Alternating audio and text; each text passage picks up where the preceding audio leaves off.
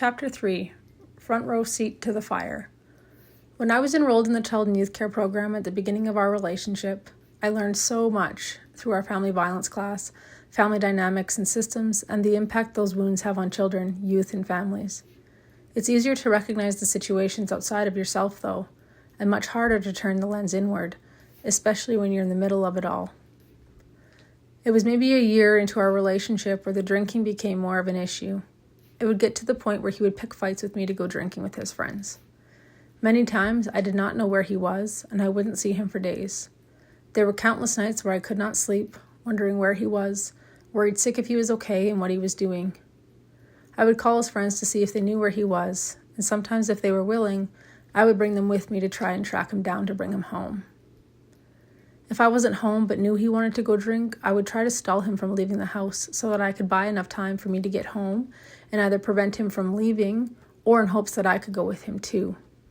My core abandonment wounds were surfacing, yelling silently in my head with such a tight grip that I was being abandoned, and the only way to fix it was to find him and bring him home where I could feel safe again.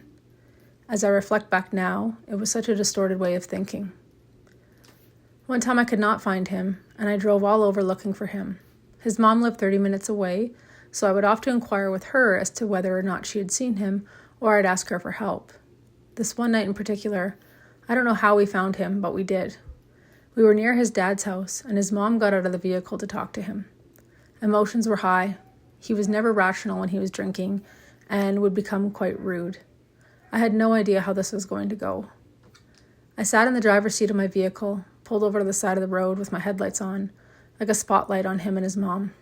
The way he spoke to her, yelling and screaming in her face, scared me. I remember thinking, oh my God, what if this escalates? I also just wanted so badly to help him.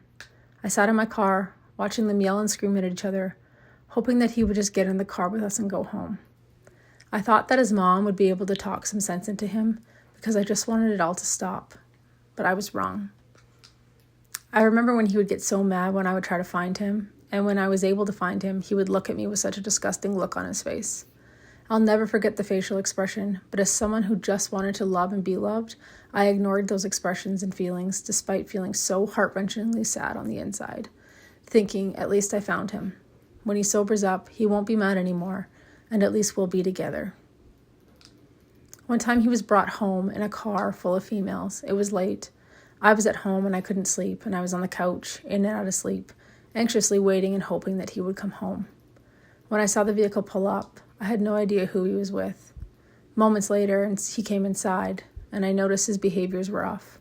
He started acting irrational, and I told him that if he continued to act like that, I would call the police. He said, go ahead, and handed me the phone. I didn't realize that he had actually called 911 and then passed the phone over. All I saw on the phone was that it had been turned on and the timer had started.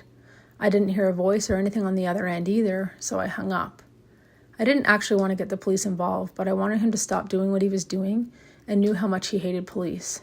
I realize now that I was grasping at any mechanism that I could to try to control the outcome.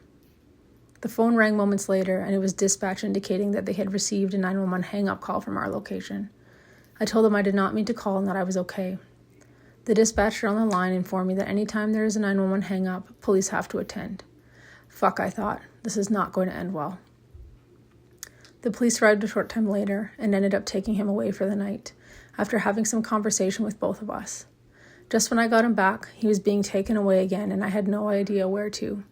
My heart ached more than I cared to admit. I would have to go through the process of trying to track him down again tomorrow. The next day, I went on a wild goose chase to try to find him again, because I wanted to apologize for what I had done. I knew I was blamed for many of the issues, and I would apologize for everything. I just wanted to keep the peace and make things right. I did this because of the fear I had, that often consumed me, that he would leave me for good. This was the first of several police interactions.